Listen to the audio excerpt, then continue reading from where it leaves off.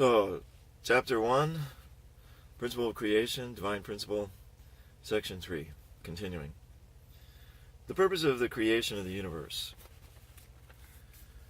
It's recorded in the Bible that after God completed each day of the creation, he saw that it was good. This suggests that God wanted his creations to be object partners, embodying goodness, that he might take delight in them. How can the creation give God the greatest joy?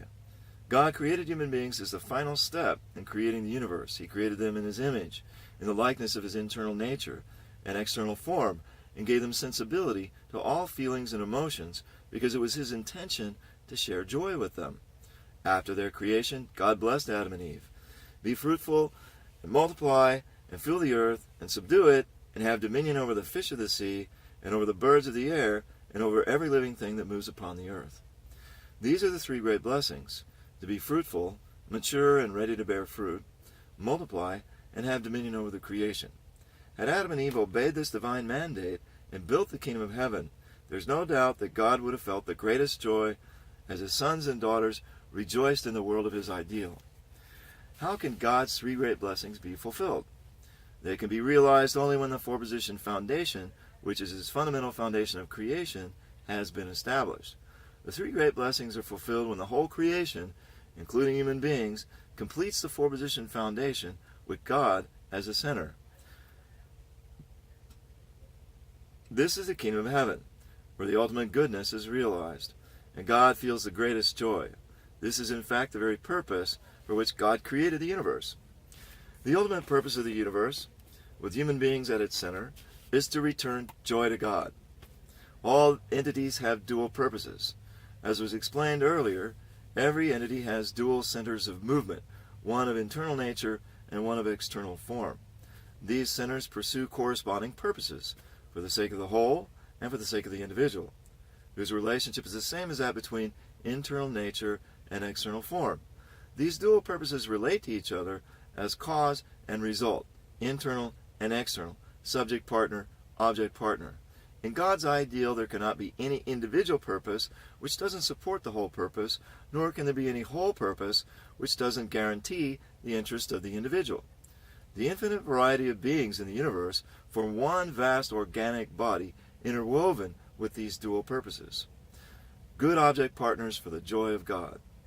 To understand more precisely the issues concerning God's purpose of creation, let's first examine how joy is produced. Joy is not produced by an individual alone. Joy arises when we have an object partner in which our internal nature and external form are reflected and developed.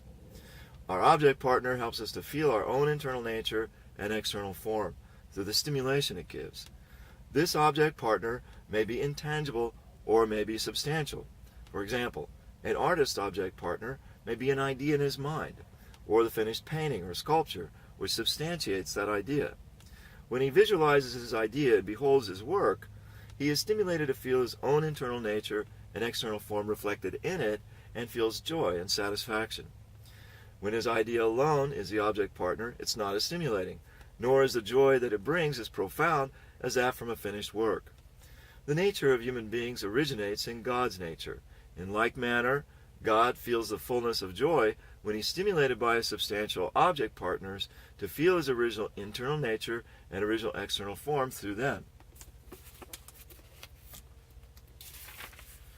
It was explained earlier that when the kingdom of heaven is realized through the fulfillment of the three great blessings and the establishment of the four-position foundation, it becomes the good object partner to give joy to God.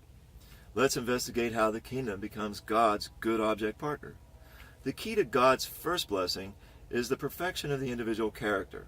An individual mind and body are discrete projections and object partners of God's dual characteristics. In order for an individual to perfect his character, he must form a four-position foundation within himself, whereby his mind and body become one through give-and-take action with God as the center. Such individuals become temples of God and achieve complete oneness with him and acquire divine nature. They experience the heart of God as if it were their own. Hence, they understand his will and live fully attuned to it. When a person abides in the state of individual perfection, he lives as a substantial object partner to his mind. Because the center of his mind is God, he he also lives as a substantial object partner to God. Both the mind and God rejoice as they experience their internal nature and external form through the stimulation which their object partners give them. Accordingly, when people realize God's first blessing, they become God's beloved, who inspire him with joy, sharing all the feelings of God as their own. They would never commit any sinful acts and would cause God grief. This means they would never fall. God's second blessing was to be fulfilled by Adam and Eve after they had achieved individual perfection as objects of partners to God, each manifesting an aspect of God's dual characteristics. And in order to construct the four-position foundation in their family, Adam and Eve should have joined in loving oneness as husband and wife and raised children. This would have been the fulfillment of the second blessing. A family or society which has formed the four-position foundation in line with God's ideal is patterned after the image of a perfect individual. It thus becomes a substantial object partner to the individual who lives in oneness with God, and consequently, it also becomes a substantial object partner to God. The individual feels joy, likewise God feels joy, when each perceives in this family or community the manifestation of his own internal nature and external form. When God's second blessing is fulfilled, the family or community also becomes the good object partner to God, of joy, giving joy to God. Before we examine how a person, upon attaining the third blessing, establishes a good object partner giving joy to God, we must first investigate the relationship between human beings and the creation from the viewpoint of internal nature and external form. Prior to creating human beings, God created the natural world by expressing partial reflections of the internal nature and external form He had conceived for human beings. Consequently, a human being contains within himself the sum total of all the essences of all things. This is the reason he is called the microcosm of the cosmos. When God created living things, he began with the creatures of lower order. Over the course of time, he created animals of a higher order, with more complex biological functions, culminating with human beings at the highest level. Therefore, human beings contain all the elements, structures, and qualities found in animals. For example, human vocal cords are so versatile that they can imitate virtually any animal sound. Because the human body contains all the beautiful curves and lines of the creation, an artist hones his skills by drawing nude models. Although human beings and plants have different structures and functions, they're similar that they both are composed of cells. All the elements, structures, and characteristics of plants can be found in human beings.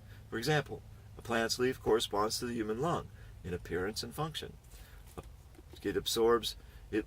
As leaves absorb carbon dioxide from the atmosphere, the human lung absorbs oxygen.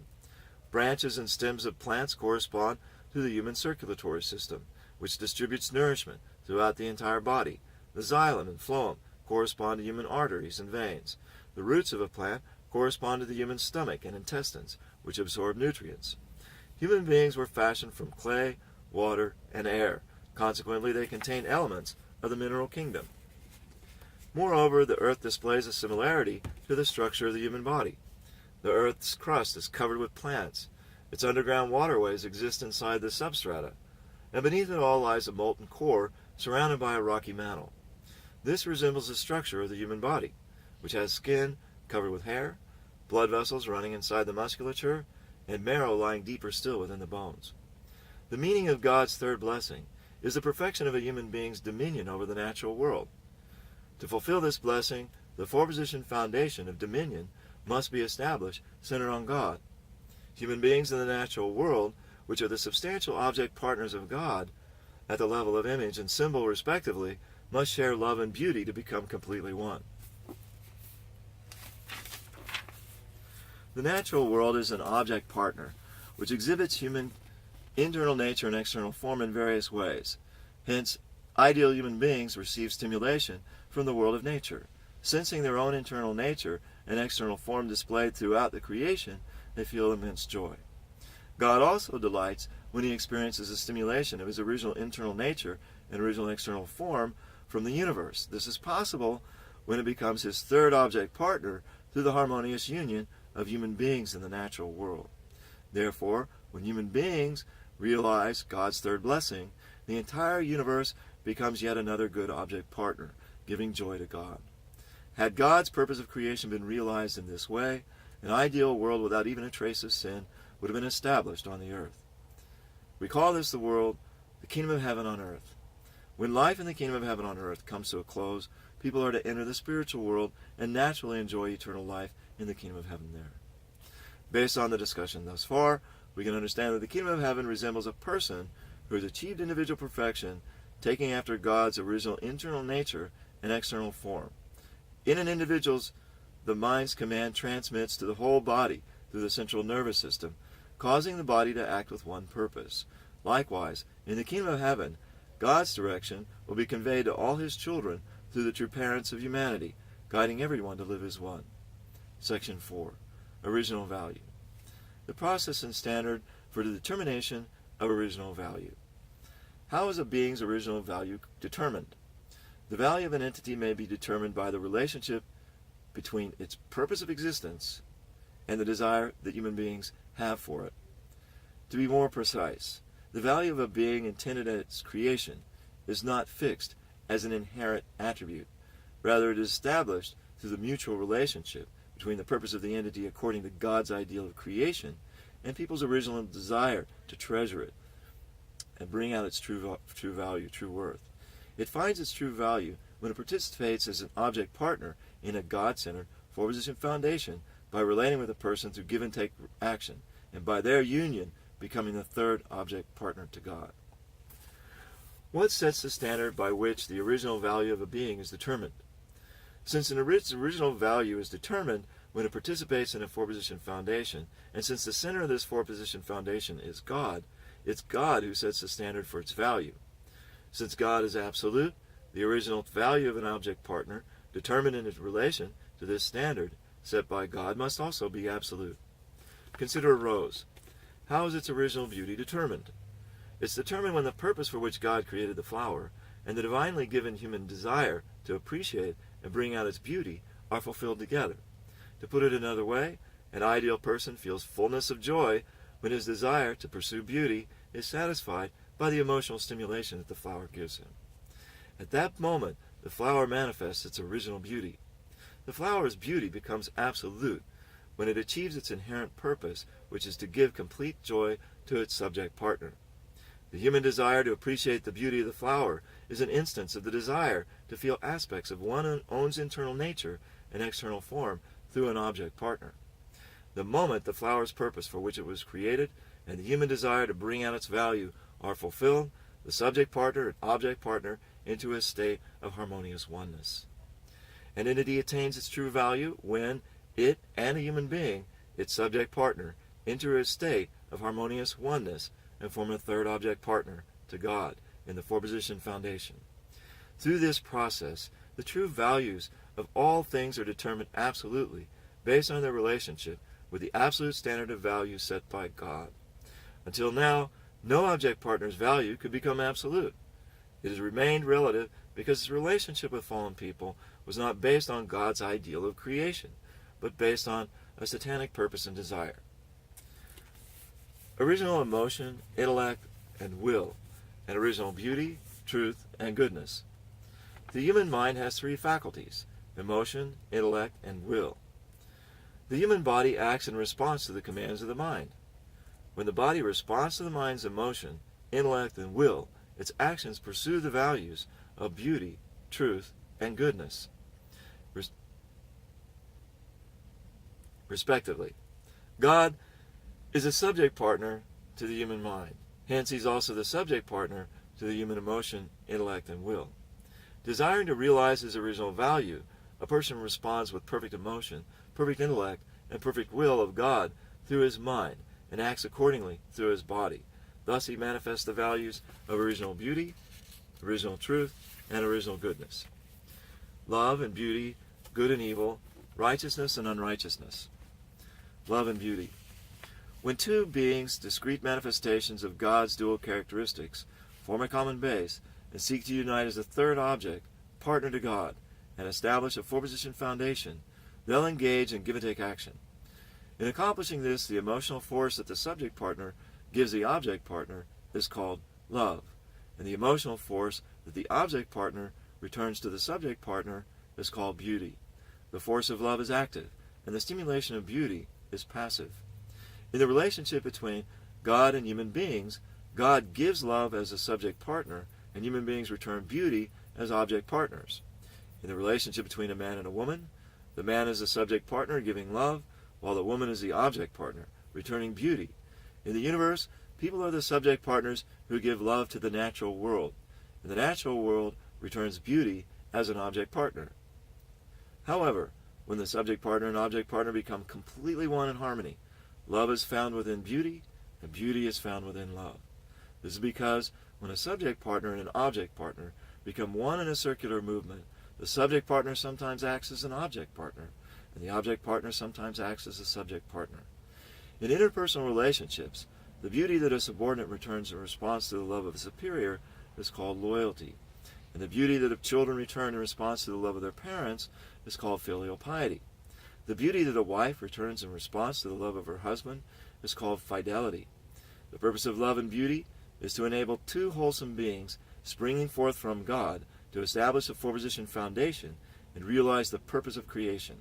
By sharing love and beauty with each other, they join in harmonious oneness, becoming the third object partner to God. Next, let's investigate the nature of God's love.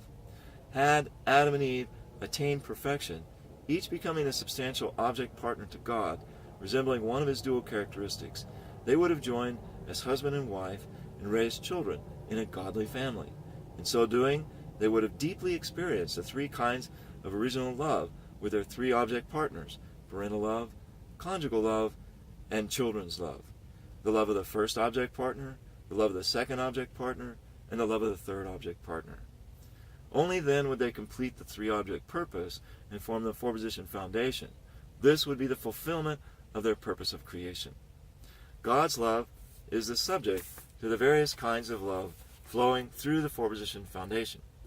Therefore, God's love is manifested to the various loves of the three object partners. God's love is the underlying force which breathes life into the four-position foundation. Accordingly, the four-position foundation is the vessel of perfect beauty, through which we can receive and enjoy the fullness of God's love. It's also the home of perfect joy and the wellspring of goodness.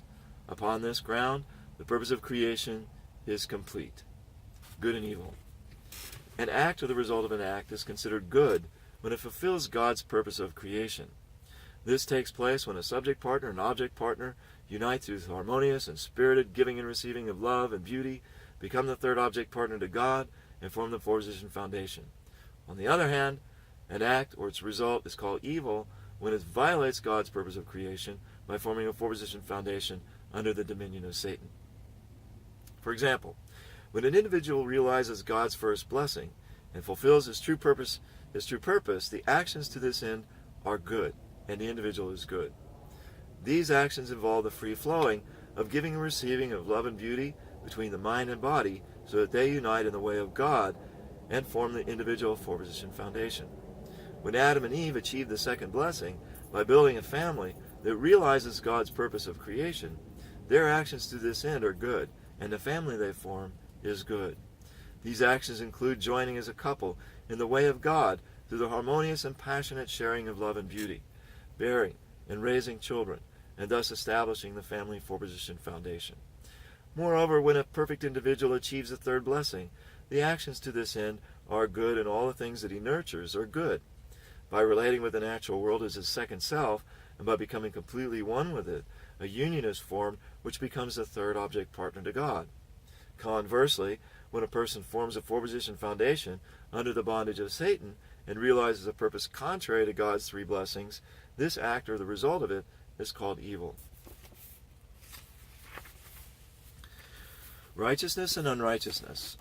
Righteousness refers to a way of life dedicated to the pursuit of goodness, practiced to fulfill the goal of goodness. Unrighteousness refers to a way of life that runs to do evil, to further its satanic purpose. A righteous life is absolutely required for the attainment of goodness. Section 5. The process of the creation of the universe and its growing period. The process of the creation of the universe. According to the Genesis account of the creation of the universe, amidst the primordial state of chaos, void, and darkness, God created light. Next, God separated the waters under the firmament from the waters above the firmament. He then divided the land from the ocean, created plants, fish, birds, and mammals, and finally made humanity. All this took a period of 6 days. From this account we can surmise that the process of creating the universe took some period of time represented by 6 days. The process of creation recorded in the Bible bears some resemblance to the theory of the origin and formation of the universe as described by modern science. According to modern science, the universe began as expanding plasma. Out of the chaos and void of space, the heavenly bodies formed and gave light. As the molten earth cooled, volcanic eruptions filled the sky with a firmament of water. The land rose, and the water fell as rain, creating the continents and the oceans. Next, the lower plants and animals came into being. Then came fish, birds, mammals, and finally humanity in that order. The age of the earth is calculated to be several billion years, considering that the account of the creation of the universe, recorded in the Bible thousands of years ago, nearly coincides with the findings of modern scientific research. We're reassured that the biblical record must be a revelation from God. The universe didn't suddenly spring forth complete, without regard to the flow of time. In fact, its origin and development took enormous length of time. Therefore, the biblical period of 6 days for the completion of the universe is not to be reckoned by the number of literal sunrises and sunsets. It symbolizes 6 ordered periods of time in the creation process. The growing period of the creation. The fact that it took 6 days, that is, 6 time periods, to complete the creation of the universe implies that some period of time was also necessary to complete the creation of each of the individual beings, entities that make up the universe. Furthermore, the way the Genesis account reckons each day reveals something about the passage of time required for the creation of any being. The account has an unusual way of numbering each day of creation.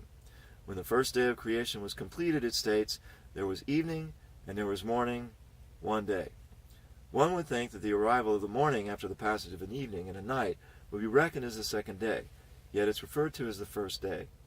The Bible states one day to show that a created being must pass through a growing period, symbolized by the night, before it reaches perfection in the morning. Then, as it greets the new morning, it can step forward and realize its ideal of creation. All phenomena occurring in the universe bear fruit only after the lapse of a certain interval of time. All things are designed to reach completion only after passing through a set growing period. The 3 ordered stages of the growing period. The universe unfolds and manifests God's original internal nature and original external form based on mathematical principles. Hence, we can infer that one aspect of God's nature is mathematical. God is the one absolute reality in whom the dual characteristics interact in harmony. Therefore, he is a being of the number 3. All created beings, having been conceived in the likeness of God, all created beings exist, move, and grow through a course of 3 stages. The 4-position foundation, which is God's purpose of creation, was to be completed through a 3-stage process: the origin in God, the marriage of Adam and Eve, and the multiplication of children. In order to establish the 4-position foundation and carry on circular movement, a being must first perform the 3-stage origin, division, union action, and fulfill the 3-object purpose, with each position engaged in interaction with the other 3. It's like what's needed for something to stand firm. It must be supported by at least 3 points. Accordingly, everything reaches perfection by passing through 3 ordered stages of growth: formation stage, growth stage, and completion stage. In the natural world, many things appear in 3s. There are 3 kingdoms: mineral, plant, and animal. Matter exists in 3 states: gas, liquid, and solid. Most plants are composed of 3 parts: roots, branches, and stems, and leaves. Animals consist of head, body, and limbs. There are also many examples of the number 3 in the Bible. Human beings could not fulfill the purpose of their existence because they fell without completing the 3 stages of the growing period. Hence, in their renewed efforts to realize their purpose, human beings must pass through these 3 stages. In the providence of restoration, God has worked to reclaim the number 3, which explains why there are many records in the Bible of the number 3 and dispensations based on the number 3. The Trinity, Father, Son, and the Holy Spirit, the 3 levels of paradise, the 3 archangels, the 3 levels of Noah's ark, the 3 flights of the dove from the ark after the flood, the 3 offerings of Abraham, and the 3-day journey before the sacrifice of Isaac. At the time of Moses, there were the 3-day plagues of darkness, the 3 days of purification at the start of the Exodus, the 3 40-year periods for the journey to Canaan, and the 3 days of purification under Joshua's leadership just prior to crossing the Jordan River. In the life of Jesus, we see 3 decades of private life followed by 3 years of public ministry. The 3 wise men from the east who brought 3 gifts, the 3 disciples, the 3 temptations, the 3 prayers in the Garden of Gethsemane, Peter's 3 denials, the 3 hours of darkness at the crucifixion, and Jesus' resurrection after 3 days in the tomb. When did the first human ancestors fall? They fell during their growing period, when they were still immature. If human beings had fallen after they'd attained perfection, there would be no basis in belief in the omnipotence of God. If human beings had fallen after they become perfect embodiments of goodness, then goodness itself would be imperfect. Accordingly, we would be forced to conclude that God, as the source of goodness, is also imperfect. It's written in the book of Genesis that God warned Adam and Eve, "Of the tree of the knowledge of good and evil you shall not eat, for in the day that you eat of it you will die." They had a choice, to either ignore God's warning and lose their lives, or to heed the warning and live. The fact that they had the potential to either fall or to become perfect demonstrates that they were still in the state of immaturity. The universe was designed to reach perfection through a certain growing period, described in the Bible as 6 days. As one of God's creations, human beings are also bound to this principle. At what stage of the growing period did the first humans fall? They fell at the top of the growth stage. This can be demonstrated by examining the circumstances surrounding the fall of the first human ancestors and the history of the providence of restoration. These will be further clarified through a thorough study of this volume. The realm of indirect dominion. During the growing period, all beings in the creation grow by virtue of the autonomy and governance given by God's principle. God, the author of the principle, has regard only for the fruits of their growth, which are based in the principle. In this way, he governs all things indirectly. We call this growing period the realm of God's indirect dominion, or the realm of dominion based on the accomplishments through the principle. All things reach perfection after passing through the growing period, the realm of indirect dominion, by virtue of the autonomy and governance given by God's principle. Human beings, however, are created in such a way that their growth requires the fulfillment of their own portion of responsibility, in addition to the guidance provided by the principle. They must exercise this responsibility in order to pass successfully through the growing period and reach perfection or completion. We can deduce from God's commandment to Adam and Eve that the first human ancestors were responsible to believe the word of God and not eat the fruit. Whether or not they disobeyed God and fell depended not on God, but depended on themselves. Hence, whether or not human beings attain perfection does not depend only on God's power of creation. It also requires the fulfillment of the human portion of responsibility. In his capacity as a creator, God created human beings in such a manner that they can pass through the growing period, the realm of God's indirect dominion, and attain perfection only when they have completed their own portion of responsibility. Because God himself created human beings in this way, he doesn't interfere with human responsibility. God endowed human beings with a portion of responsibility for the following reason. By fulfilling our given portion of responsibility, with which even God doesn't interfere, human beings are meant to inherit the creative nature of God and participate in God's great work of creation. God intends human beings to earn ownership and become worthy to rule the creation as creators in their own right, just as God governs them as their creator. This is the principal difference between human beings and the rest of creation. Once we fulfill our responsibility, we inherit God's creatorship and attain dominion over all things, including the angels. God provides us with a course through the realm of indirect dominion that we may attain this perfection. We fallen people who have not yet attained the qualification to rule must fulfill our responsibility according to the principle of restoration. We fallen people have not yet attained the qualification to rule. We must fulfill our responsibility according to the principle of restoration. By so doing, we can progress through the realm of indirect dominion and thereby restore our right to rule over all things, including Satan. This is the only way we can accomplish the purpose of creation. God's providence of salvation has been prolonged for so long because the central figures in charge of the providence of restoration repeatedly made mistakes while attempting to fulfill their portions of responsibility, with which even God cannot interfere. No matter how great the saving grace of the cross of Christ, the salvation knocking at our door will be naught for naught unless we fortify our faith, which is our portion of responsibility. It was God's responsibility to grant the benefit of resurrection through the crucifixion of Jesus. But to believe or not believe is strictly one's own portion of responsibility. The realm of direct dominion. What is the realm of God's direct dominion? What is its purpose? Human beings abide in the realm of direct dominion when as subject partner and object partner, they unite in the love of God to form the four-position foundation and become one in heart with God. In this realm, they freely and fully share love and beauty according to the will of the subject partner, thus realizing the purpose of goodness. The realm of direct dominion is the realm of perfection. Entering this realm is essential for the fulfillment of the purpose of creation. What's the meaning of God's direct dominion over human beings? Once Adam and Eve have perfected themselves as individuals, centered on God, they were to live together as one, forming the four-position foundation in their family.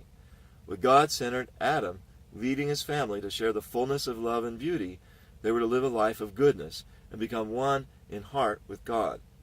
In the realm of God's direct dominion, people will intensely experience God's heart within themselves. Hence they will know his will and carry it out in their actions. Just as every part of the body spontaneously moves in response to the subtle directions of the mind, people will spontaneously carry out the will of God in accord with the deeply felt intentions of his heart. In this state of perfect resonance, the purpose of creation is realized. What will the world be like when the natural world abides under the direct dominion of human beings? When a fully mature person relates with the various things in nature as his object partners, they come together to form the four-position foundation. People who are in total resonance with God's heart will lead the natural world in free-flowing sharing of love and beauty, and the entire universe will realize goodness. In such a manner, human beings will exercise direct dominion over all things. Section 6. The incorporeal world and the corporeal world, whose center is the human being. The incorporeal world and the corporeal world are substantial realities. The universe was created after the pattern of a human being, who is in the image of God's dual characteristics. Therefore, the structure of the universe and every being in it resembles that of a human being, which consists most fundamentally of mind and body. Corresponding to the human mind and body, the universe consists of the incorporeal world and the corporeal world, both of which are real and substantial. The incorporeal world is so called because we cannot perceive it with our five physical senses, yet we can perceive it with our five spiritual senses. Those who have had spiritual experiences testify that the incorporeal world appears as real as the world in which we live. The incorporeal and corporeal worlds together form the cosmos. The body cannot act apart from its relationship with the mind, and the person cannot perform true actions apart from a relationship with God. Likewise, the corporeal world cannot manifest its true value apart from a relationship with the incorporeal world. Furthermore, just as we cannot discern a person's character without fathoming his mind, and we cannot understand the fundamental meaning of human life without understanding God, so we cannot completely understand the nature and structure of the corporeal world without understanding the nature and structure of the incorporeal world. The incorporeal world or spiritual world is in the position of subject partner, and the corporeal world or physical world is in the position of the object partner. The latter is like a shadow of the former. When we shed our physical bodies after our life in the physical world, we enter the spiritual world as spirits and live there for eternity. The position of human beings in the cosmos. The position of human beings in the cosmos has three aspects. First, God created human beings to be rulers of the universe. The universe doesn't of itself have internal sensibility toward God. Hence, God does not govern the universe directly. Rather, God endowed human beings with sensibilities to all things in the universe and gave them the mandate to rule the universe directly. God created the human body with elements from the physical world. such as water, clay, and air, to allow us to perceive and govern it.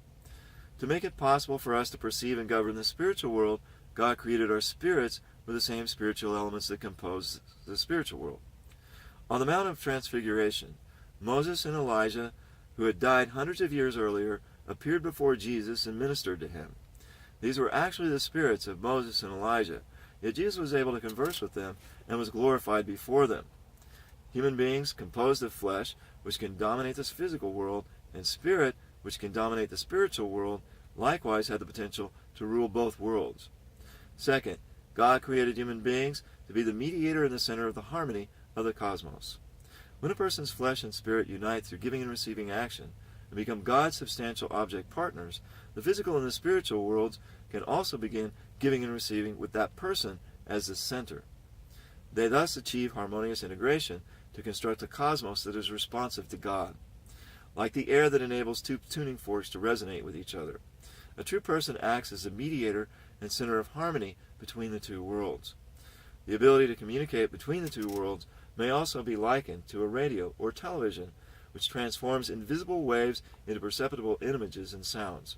Thus, a person can accurately convey the realities of the spirit world to the physical world. Third, God created human beings to encapsulate in a substantial form the essences of everything in the cosmos. God created the universe by projecting and developing the pre-existent prototype of the human internal nature and external form into countless substantial forms. The human spirit encapsulates all the elements found in the spirit world. God created the spirit world as the unfolding of the spirit's internal nature and external form. The human body encapsulates all the elements of the physical world, since God created the material realm as the unfolding of the body's internal nature and external form. Accordingly, since human beings contain within themselves the essences of all things in the cosmos, each person is a microcosm, a holograph. However, due to the human fall, the universe has lost its master. St. Paul wrote, "The creation waits with eager longing for the revealing of the sons of God," that is, people who have been restored to the original state. Tragically, with the fall of human beings, who should have served as the center of universal harmony, the giving and receiving between the physical and the spiritual worlds was severed. The two worlds were rendered utterly unable to achieve integration and harmony. Since they remained divided, Paul continued, "The whole creation is groaning in travail." Jesus came as the new Adam, perfect in flesh and spirit. He was a microcosm of the cosmos. This is why it's written, "God has put all things in subjection under his feet." Jesus is our Savior. He came into the world to open the way for fallen people to become perfect as he was perfect, by moving our hearts to believe in him and become one with him. The reciprocal relationship between the physical self and the spiritual self. The structures and functions of the physical self. The structure and function of the physical self. The physical self consists of the dual characteristics of the physical mind as a subject partner and the physical body as the object partner. The physical mind directs the physical body to maintain the functions necessary for its survival, protection, and reproduction. Instinct, for example, is an aspect of an animal's physical mind. For the physical self to grow in good health, it must have proper nourishment. It must absorb air and sunlight, which are intangible yang types of nourishment, and must eat and drink food and water, which are tangible yin types of nourishment. The body has give and take with this nourishment through its digestive and circulatory systems. Good or evil is the conduct of the physical self is the main determinant of whether the spirit self becomes good or evil. This is because the physical self provides a certain element, which we call the vitality element, to the spirit self. In our everyday experience, our mind rejoices when our physical self performs good deeds, but feels anxiety after evil conduct. This is because the vitality elements, which can be good or evil according to the deeds of the physical self, are infused into our spirit self. The structure and function of the spirit self. Our spirit self, or spirit, is a substantial, yet incorporeal reality which can be apprehended only through our spiritual senses. It's a subject partner to our physical self. Our spirit can communicate directly with God and is meant to govern the incorporeal world, including the angels. In appearance, our spirit self matches our physical self. After we shed a physical self, we enter the spirit world and live there for eternity. The reason we desire an eternal life is because our innermost self is the spirit self, which has an eternal nature. Our spirit self consists of the dual characteristics of the spirit mind and the spirit body, subject partner and object partner. The spirit mind is the center of the spirit self, and it's where God dwells. The spirit grows through give and take action between the two types of nourishment, life elements of a yang type that come from God, and vitality elements of a yin type that come from the physical self. It also returns an element to the physical self, which we call the living spirit element. When people receive grace from a heavenly spirit, they undergo many positive changes in their physical self.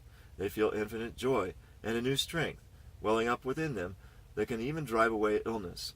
Such phenomena occur because the physical self receives living spiritual elements from the spirit self. The spirit can grow only when it abides in the flesh. Thus, the relationship between the physical self and the spirit self is similar to that between a tree and its fruit. When the physical mind obeys the spirit mind and the physical self acts according to a good purpose, the good purpose of the spirit mind, the physical self receives living spiritual elements from the spirit self and becomes wholesome. In return, the physical self provides good vitality elements to the spirit self, which enable the spirit self to grow properly in the direction of goodness. Truth illuminates the innermost desires of our spiritual mind. A person must first comprehend his spirit mind's deepest desire through the truth, and then put this knowledge into action to fulfill his responsibility. Only then do the living spirit elements and vitality elements reciprocate within him, enabling him to progress toward goodness. The living spirit element and the vitality element have the relationship of internal nature and external form. Because all people have living spirit elements ever active within themselves, even an evil person's original mind inclines them toward goodness. However, unless he actually leads a life of goodness, the living spirit elements cannot engage in proper give and take with the vitality elements, nor can they be infused into his physical self to make it wholesome. It can be inferred from the above that the spirit self can attain perfection only during a person's earthly life. The spirit mind guides the spirit self as it grows in the soil of the physical self.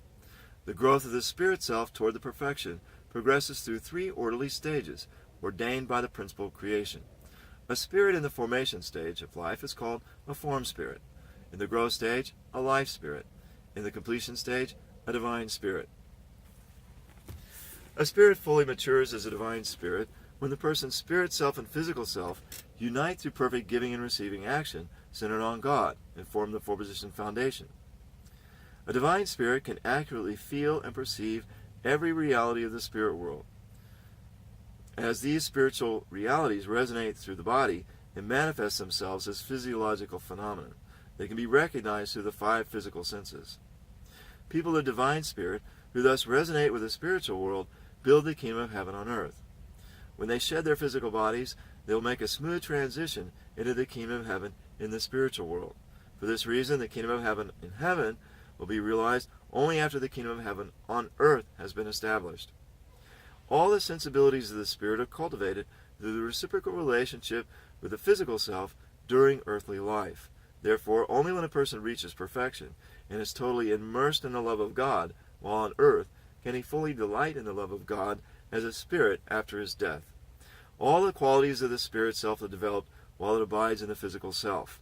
Sinful conduct during earthly life aggravates evil and ugliness in the spirit of a fallen person, while the redemption of sins granted during earthly life opens the way for his spirit to become good. This was the reason Jesus had to come to the earth in the flesh, to save sinful humanity. We must lead a good life while we're here on the earth. Jesus gave the keys to the kingdom of heaven to Peter, who remained on the earth, and said, "Whatever you bind on earth will be bound in heaven. Whatever you loose on earth will be loosed in heaven," because the primary objective of the providence of restoration must be carried out on earth. It's not God who decides whether a person's spirit enters heaven or hell after his death. It's determined by the Spirit himself. Humans are created so that once they reach perfection, they'll fully breathe the love of God. Those who committed sinful deeds while on earth become crippled spirits who are incapable of fully breathing in the love of God. They find it agonizing to stand before God, the center of true love. Of their own free will, they choose to dwell in hell, far removed from the love of God. Since the human spirit can grow only in the soil of the physical self, the multiplication of human spirits takes place at the same time that the multiplication of physical selves occurs during earthly life. The spirit mind, the physical mind, and their relationship to the human mind. The human mind consists of the spirit mind and the physical mind. The relationship between these two minds is like that between internal nature and external form. When they become one through giving and receiving action with God as their center, they form a united functioning entity which guides the spirit self and physical self to become harmonious and progress toward the purpose of creation. This united entity is the mind of a human being. The conscience is that faculty of the human mind, which by virtue of its inborn nature always directs us toward what we think is good. However, due to the fall, human beings have become ignorant of God, and thus ignorant of the absolute standard of goodness. For this reason, we're unable to set a proper standard of judgment for our conscience. As the standard of goodness varies, the standard of our conscience also fluctuates. This causes frequent contention even among those who advocate a conscientious life. The original mind is that faculty of the human mind which pursues absolute goodness. It relates to the conscience as internal nature to external form. A person's conscience directs him to pursue goodness according to the standard which he has set up in ignorance, even though it may differ from the original standard. However, the original mind, being sensitive to the proper direction, repels this faulty standard and works to correct the conscience. As long as our spirit mind and physical mind are under the bondage of Satan, the functioning entity they form through their give-and-take action is called the evil mind. The evil mind continually drives people to do evil. Our original mind and conscience direct us to repel the evil mind.